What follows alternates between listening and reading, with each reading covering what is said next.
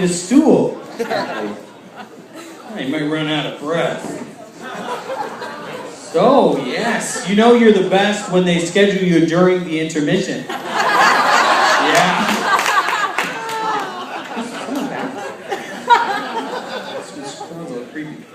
I need this.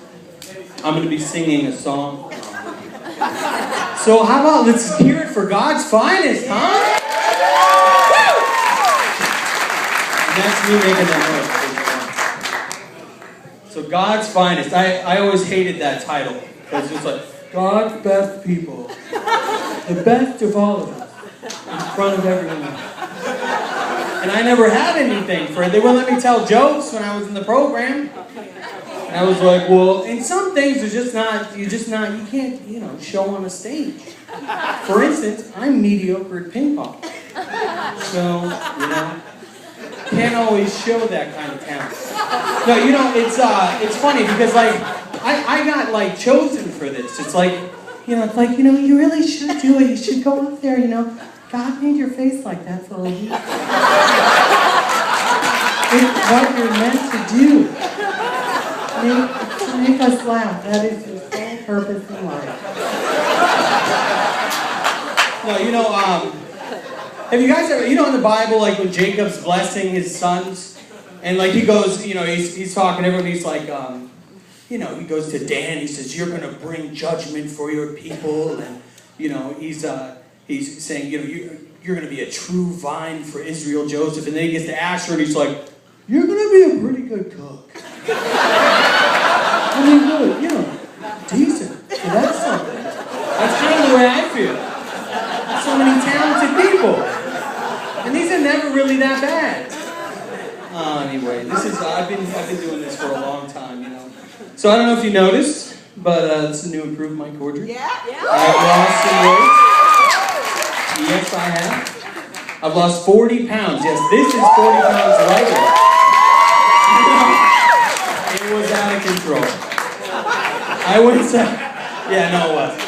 went to my doctor and she was like, yeah, the game is over. She gave me this, my test results, what have you been eating? I would say a lot of cheese and animal fat and candy. I was like, yeah, that covers it. I do try to work some pasta in there too. So it's kind of funny, it's bad, your weight was out of control when now you take things as a compliment that aren't necessarily meant to be a compliment. So you gotta check out the chubby kid, and I'm like, you think I'm chubby?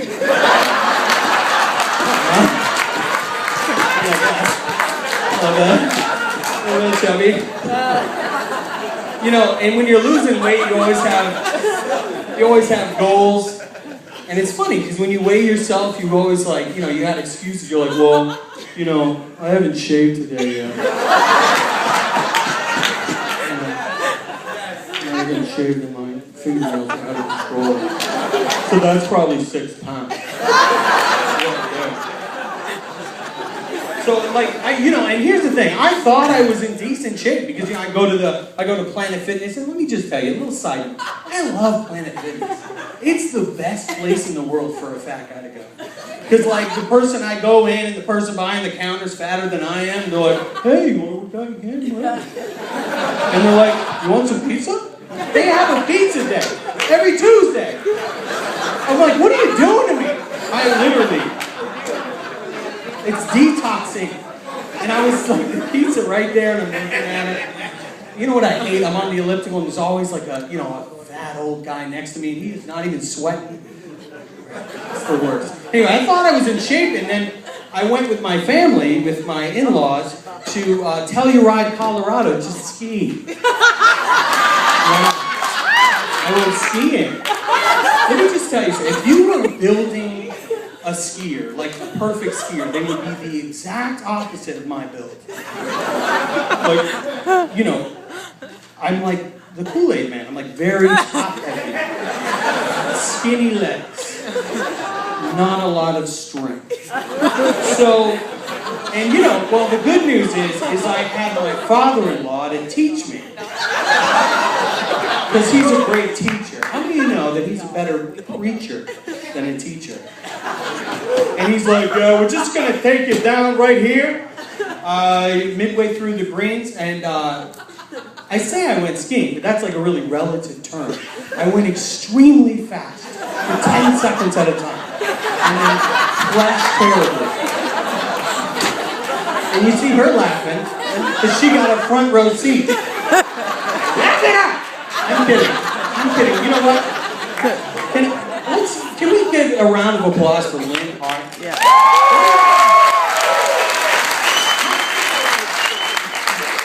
How amazing is Lynn Hart? Let me just tell you, you could do anything, and she is the most encouraging person in the world. I was falling, like, terribly. I almost killed people, and she's like, you're doing great.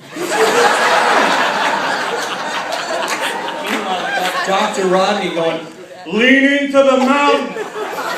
You know what that does? It makes you go faster. Do you know what I don't need?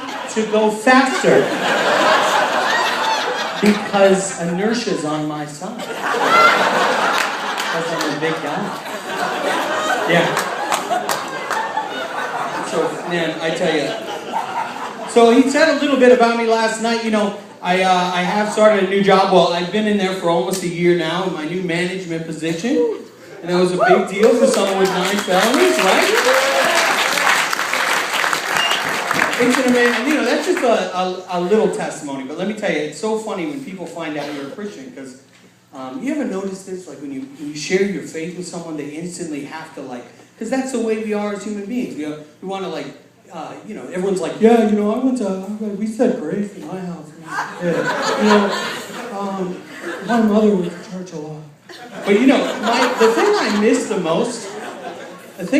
most is choirs, and I miss the older ladies that would be afterwards, because you know they're always trying to relate to you, and it's kind of crazy how excited we are about our past. We're like, yeah, I was a total scumbag. I was a loser. Oh my god, I would have robbed anyone. No, seriously. Like to other people, that's like. I can't believe they shared that. They're all like, yeah, God's broken. It's like, I love it because every time I share my testimony, some lady would be like, you know, some older lady would be like, yo, you know, I have not been untouched by addiction. You know, my friend's godson, I have a friend who got pretty hard into marijuana. So I know it's so hard. And I love food. That's the one. This morning I was laughing because that's the one you get. I just love food. I can't stop eating it. So I know what addiction is like. But I miss choir for a lot of reasons. I miss testimonies. And to be honest with you, I miss testimonies. Oh, I love those. Don't you love them? I mean, you kind of got to love them. You kind of got to love the guy that's it's just lying.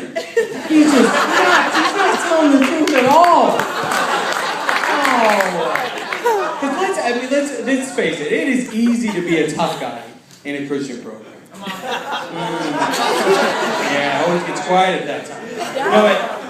No, it's you got the guys like, you know, I don't even care about my life. I had 3 boats, had a lot of dealings with a lot of gangs. MS-13, Latin Kings, Mouse. I was involved with them all. Kilos of cocaine. Living the fast life, that's just who it was. I used to sniff dynamite sweet and sour. I didn't even care about my life. And you know, you're always going, dude, did your mom bring you in? I'm pretty sure his mom brought him in. No, that's right. She lives with me. Her name's on the lease because I don't want the IRS on my back.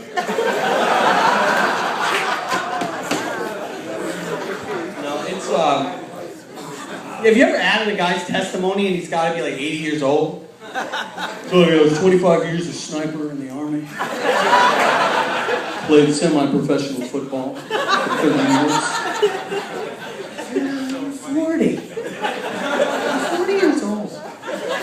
You know, it was always funny because I was, you know, like, when I was in jail, like, I know this is going to come as a complete complete shock to you guys. I'm not made for jail. I'm not cut out for it. You know, I remember I was sitting in a jail cell. I told this story last year. I was sitting in a jail cell, and everyone in there was like, "Oh, what are you doing here?" Like, it was like, "Man, did you steal spoons from the ice cream shop? What are you doing here?" And I'm like, no, and I'm like, "No, armed robbery, man. Armed robber. I got tons of charges." They're like, "Yeah, we'll see." So they go out, and they're reading off my charges, and they're like, "Armed robbery, conspiracy." And I'm like, "Yeah." I'm like, "What?" I say something now, and then they're like, "And then we recovered a broken pellet gun out of the front seat of the car." And I'm like, "No, that's a decoy. I robbed pharmacies with a broken pellet gun. Like, come on. You know what I mean? Not a gangster. Run hyenas. You know what I mean? Dick cut. So like when it was the choice of coming to Teen Challenge, it was a pretty easy decision. Like, you know, I was facing 25 years because they don't care if it's a pellet gun or not. I mean, even if the gun had been working, it would have been like, "Ow! Hey! Cut it out! It stinks! I'm gonna call the police." So I actually only got charged with 2 armed robberies because those were the only 2 that were successful, and I think they were like, "Oh, poor kid." Because I did like 5, and only 2 like actually took the bait. Anyway, so but like I think most people like when you actually hear like their actual charges, like I had a guy in the program who was telling everyone that he robbed people, and then I looked him up on the internet. He punched a woman in the face. That's not funny. You guys are sick. All of you. But I did tell him, I pulled him in, I was like, "Listen, I'm going to tell everybody. If you keep talking like that, I'm going to tell everybody. I'm going to print it out." I know I'm a bad person. So I'm not built for prison. I mean, I like classical piano music, you know? Let's be honest. So Teen Challenge was a good option, but I wasn't a Christian. I came in the doors, and I remember John Wilsey was the first person I saw. And John Wilsey's singing, and he's like, "Hey man, Jesus loves you, man. He's going to change your life." And I was like, "Right." "Hey, why didn't you point me to someone in charge?" "Hey, bud?" Oh, he was the program supervisor. Anyway, and then they put me in this room, and I don't know, some of you guys might know Ronnie Ferrullo, but if you don't know Ronnie Ferrullo, you know somebody like Ronnie Ferrullo. He comes in, he's like, "You got your money?" I'm like, "Uh-huh."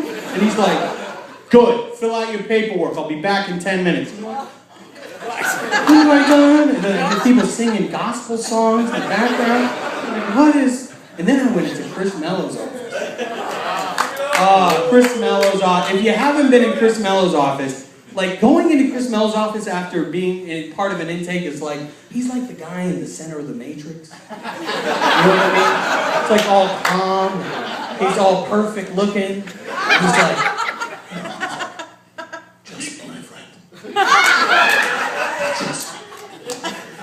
I said, "What is that?" "Wow.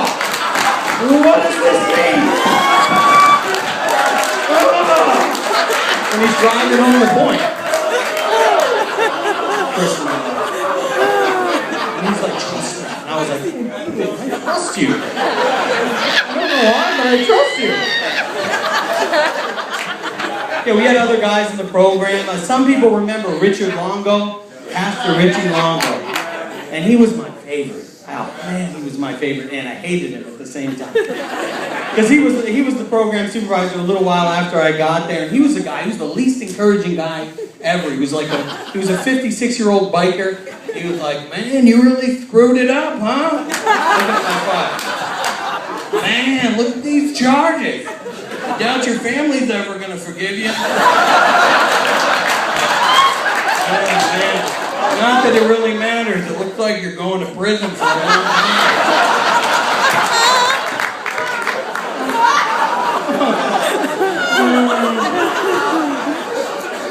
You know, those were back in the days, and you could come in and he was the guy, listen, the program supervisor, there was no medical person.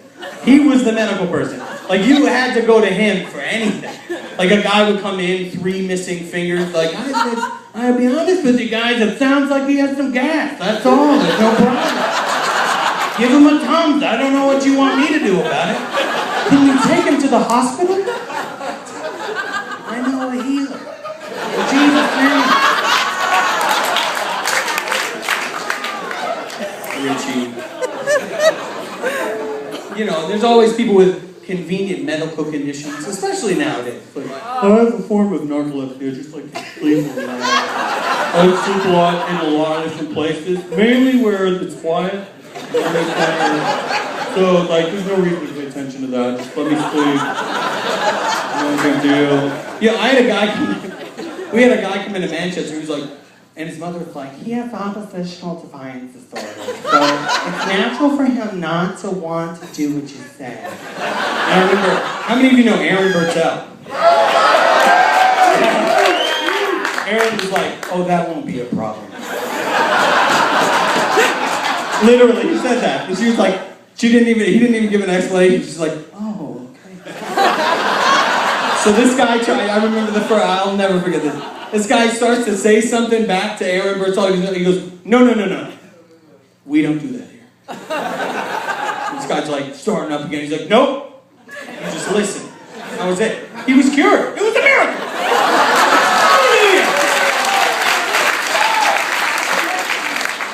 Man. So funny, man. I miss doing intake, though. Because you get to know a lot of people in intake. And you get to know their real deal. It's so funny to me. Do you ever notice the guys, like, all right, so none of us, there's people that come in, they're like, I can't remember the scriptures. My mind is destroyed by the drugs. Oh! But, like, you hear them talking about their cases, and they can cite, like, Massachusetts and federal law, like, to a T. They're like, Johnson versus Smith in 1978 states that they can't file the injunction. Because rebuttal witnesses are called specifically to refute testimony offered in a direct examination. So, and then it's like 2 Corinthians. Oh, I can't remember. Stop it. Cut it out. Listen, I'm not gonna. Yeah. And you get the guys like, I'm not going. And, they get self-righteous. I'm not going to plead and prove. I believe in the Sabbath. It's in the Bible. Ever heard of it? God says to do it or not to do it. These are the same guys that memorize scripture just to point out like staff is doing wrong. Oh my gosh. It's funny. I don't miss these kind of things. I remember these kind of things. Someone come in your office and be like, hey Mike, the new homeless guy went to bed. And you're like, clean it up. I don't know what you want me to do. Well, he was standing on the dresser when he did it.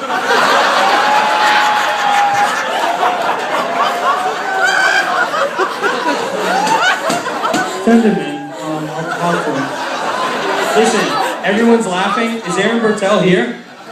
Thank God. Because that happened. To him. Because of me.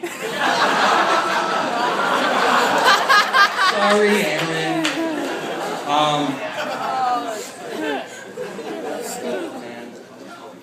Alright, I'm going to wrap it up. Listen, I love this. Oh, I know, it's crazy. Encore. Alright, well, you know what else I hate? Is when the guys leave, every single time they leave. Do you understand that you have the same story, every guy that's ever left? Do you know that? Do you know? Alright, and it's a variation of this. It's like, listen, dude, my uncle called me, and God spoke to me. And I'm going to work with my uncle in construction. He's been clean since he was released. He goes to Mass every year. So seriously, everything's going to be fine. Listen, I'm going to go. But I love you guys so much.